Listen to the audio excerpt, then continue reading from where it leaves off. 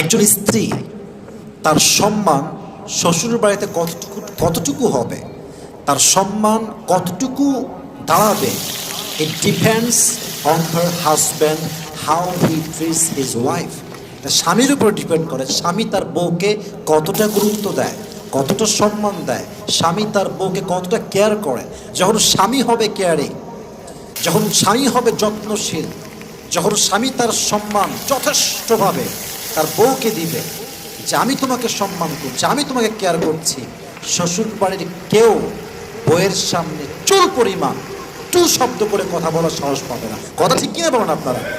শ্বশুর বাড়িতে নারীর সম্মান কতটুকু হবে এটা স্বামীর উপর ডিপেন্ড করে, এটা স্বামীর গুরুত্বের উপর ডিপেন্ড করে। এজন্য আমি সবসময় বলি, আজকেও বলছি, স্বামীর রোলটা হবে ঢালের মতো।